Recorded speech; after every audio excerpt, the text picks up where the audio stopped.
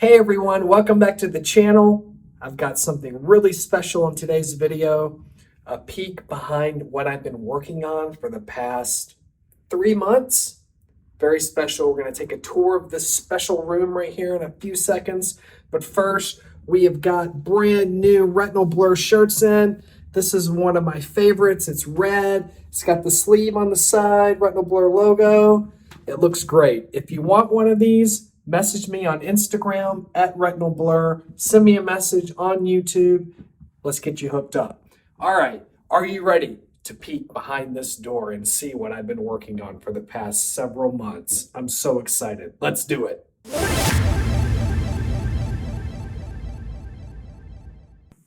All right, we're ready. Let's check out the race room.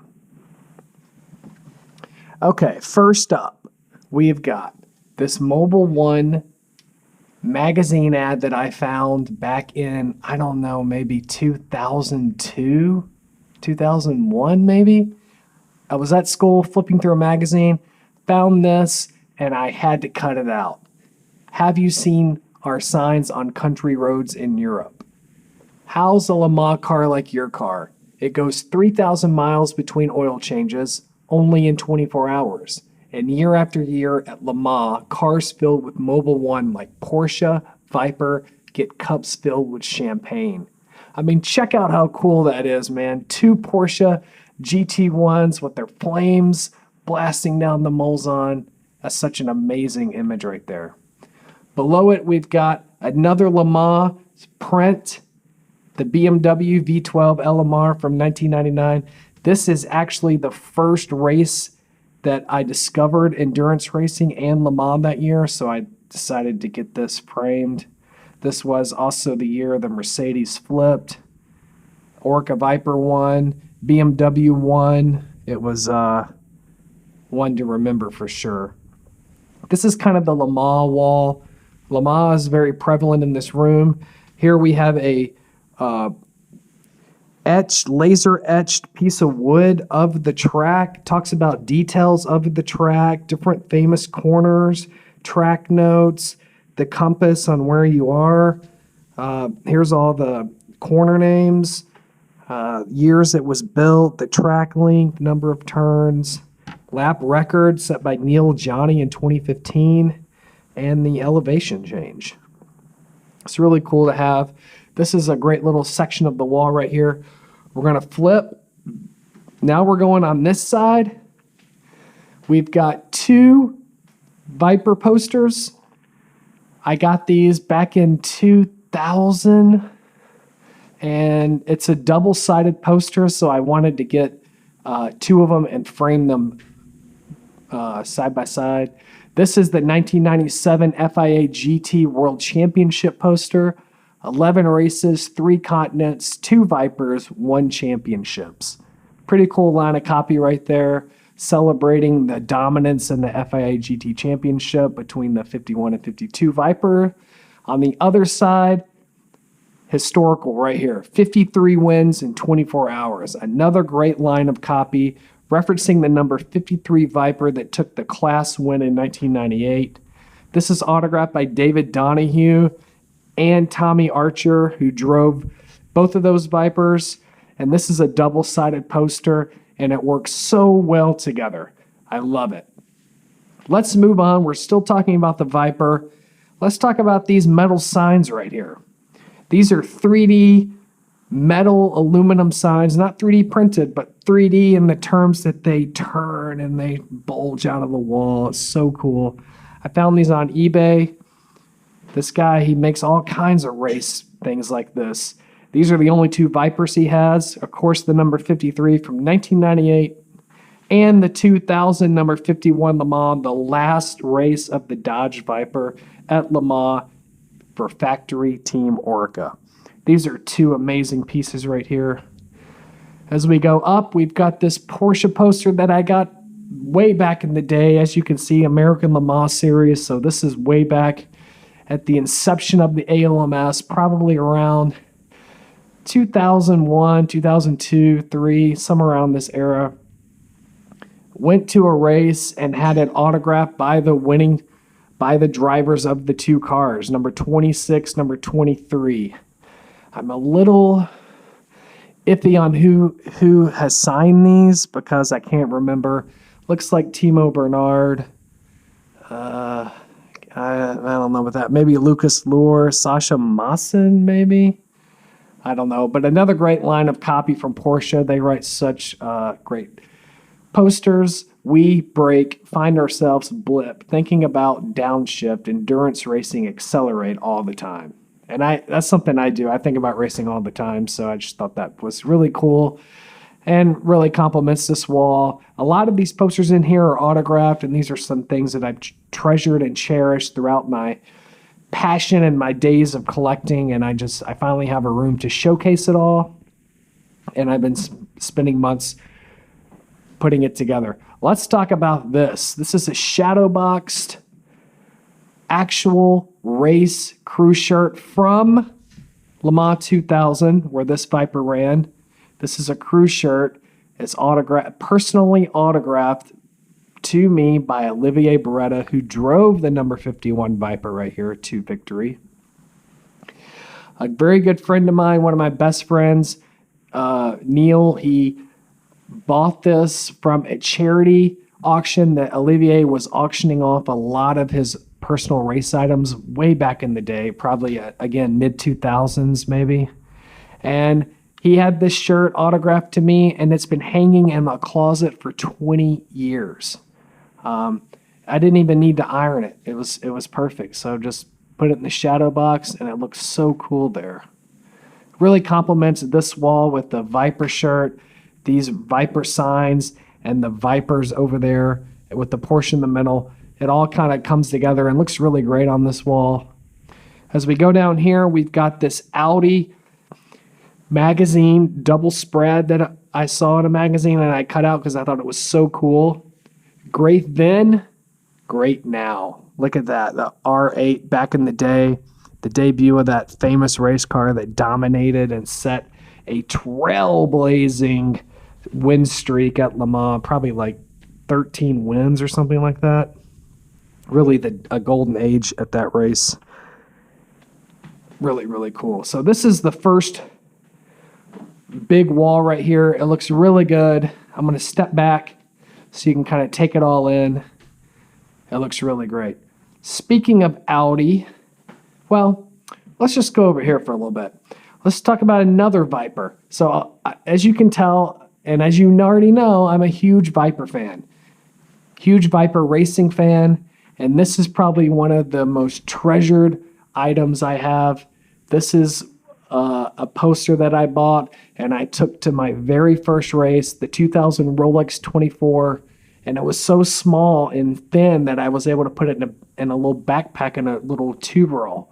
And I took it to a grid walk and I got every driver and team owner except for one driver. And I'm still kind of bummed about that. Mark Duez is not autographed on here, but you got David Donahue, Carl Wendlinger, amazing, Dominic Dupuis, Olivier Beretta, Nee Ameren, Justin Bell, who drove for Viper in 1998, got that win. Then he got signed to Corvette, still had him sign the car, but he wrote no more. He signed that on the Corvette wing at the grid walk, and all the guys were telling him that was bad luck. Tommy Archer, Jean-Philippe Belloc, and then this amazing autograph right here, Hugh DeShaunack. I mean, that's incredible. That's just amazing. I wish Mark Duez was on there. It would be complete, but man, I love that poster so much. It's incredible. Huge 24 Hours of Le Mans print right here. In the middle of a bunch of race lanyards that I've been to over the years, Rolex, Sebring, a couple of mini trips, Road Atlanta, Petit Le Mans. It's going to be more on that. I'm going to be doing Petit Le Mans later this year. That's going to go there too. Some personal trophies and medals from Autobahn karting and endurance karting. Those are kind of hanging there. As we step back, we got this nice little console here. In the middle, we have my race helmet, which I use. On this side, which is really cool, This is an actual piston from the Panos LMP1, and it's a used piston. Check out the burn on the top. But it's really cool because it's autographed by David Brabham and Jan Magnussen. Isn't that cool? Took this to Petit Le Mans one year, and they were more than happy to autograph that. So that's a really piece of cool memorabilia. On the other side, one of my favorite Le Mans ever, 2011, the debut of the R18. What a story for Audi. Two cars crashed out heavily in that race, and this rookie team ended up winning with Lena Gade, who was the first female engineer ever to win a race and engineer a car to a winning victory. What's cool about this is it's autographed by the winning drivers, Andre Lauderer, Benoit Trellier, and Marcel Fassler, who Marcel Fassler just announced his retirement, so that's pretty cool. Down here, we got some local kart trophies, and that just kind of complements this whole little thing right here, this wall. Really cool. Let's go into the corner. This is every winner of the 24 Hours of Le Mans since its inception in 1923 all the way to 2019. So this is kind of cool because this poster is basically a list from the inception to the end of the LMP1 hybrid days. So basically what we're talking about in 2020 and 2021, 2023, all these new manufacturers coming in, this is going to be a new wave, a new age. All these hypercars and LMDH cars, this is really sort of like a chapter, if you will, of since the early days up until these Toyotas. Here's the dominance of Audi 2000 all the way to, I mean, really 2013, 2014. It's crazy. I mean, there was a Peugeot went in there, Bentley, which is also owned by Audi, so technically Audi. But man, that's crazy. Got into racing around here, and look, man, it's just been Audi, and now Toyota. Down here below, Viper makes history. The first race I ever attended, Rolex 24. Huge Viper fan. Woke up the next morning from sleeping at the track to find the Dodge Viper second overall. Ended up taking victory, and it was at that time it was the second GT car to win overall, and at that time it was the closest finish, like 13 seconds between the between the Viper and the Corvette. And it's autographed by Olivier Beretta right here, number 91. That was when he drove for Corvette at the time, so when I popped this poster out of the Corvette signing, he grinned from ear to ear. It was incredible. All right, so that completes this sort of little corner we got right here. What we're going to do now, we're going to go over and talk about this. This sort of cool wall right here. We got the TV, soundbar. I got my sort of race rig where I can play Assetto Corsa. We got a 3D track map of Spa, which is super cool. Next to it, we have a Spa 24-hour poster. And this is great because this is the first time the race was run in October. This was because of COVID, and they pushed it from July or August to October. So this is kind of a special one-off. I think this year it might be back to its original start date. Here's a completely autographed poster from when I went to Chevy Grand Prix at Road Atlanta. I couldn't even tell you how many people are on this. That's just pretty cool. This is a photo I took at Petit Le Mans 2002 with the 35mm camera, and it looks really, really cool. The champion Audi and the number 2 Audi right there. That's how close we were, man. Look at that. There's the concrete wall. I mean, I feel like a media photographer. Looks amazing. This amazing fluted bezel Rolex clock. I mean, you see Rolex everywhere at endurance races, and this just complements the whole room. These are little looms that light up at night, and that's really cool. It's solid gold. It looks amazing. So if you stand back, this is the corner with the TV. It looks great. As you come over here, we've got two more photographs that I took at the 2014, actually the 2004 Petite Le Mans. Now, this is when I went from 35 millimeter to digital. Man, and I just had a blast playing with the long shutter and the light. I don't know if you can see it up there, but that's just a Porsche with the blurred lights, and just it's so fluid and organic. It's really, really cool. And then over here, the same thing, the lone Audi. As you can see, the leader light number 1, that was P1. I think it finished first that race, but look at that, just really still and beautiful and serene. And then talking about Audi, we've got on this corner right here, we've got all these driver cards. The only one not autographed is Manuel Pirro, but TK, Mr. Le Mans, Ronaldo Capello, Frank Villa, and Emmanuel Pirro. And those are flanking it down that little wall right there. And then last but not least, the final touch that I put on this room, you need this little remote to do it, is this sign right here. I think it complements the room so well. Let's turn out the light. Let's pop this baby on. Boom! Start your engines. This is the race room, guys.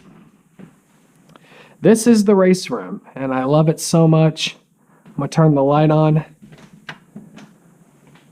I mean, what do you guys think? I think I did a pretty good job with what I had and my design and what I kind of wanted to do with the room. And it's not all posters. We got some 3D signs, a nice, amazing crew shirt, helmet, trophies, a cool clock, a 3D map, and a neon sign. Really kind of eclectic and colorful. And yeah, there's my cat. She loves this room too. But yeah, this is the race room. And please let me know what you think about it. I'd love to see your race room too. Make a video, post it on YouTube. Let me check it out. All right, that's the race room. I hope everyone enjoyed it. I love showing it off. I can't wait to have more people over and hang out, play games, watch races. If you want one of these retinal blur shirts, send me a DM on Instagram or message me on YouTube. Let's get you hooked up. Thanks so much for watching. Remember, I'm trying to get to 700 subscribers by the end of the year. Your support's really going to help. I'm going to be doing some more videos soon. I've got a couple of trips planned. That's going to be more content for you guys to watch. As always, thanks for watching, and I'll see you on the track.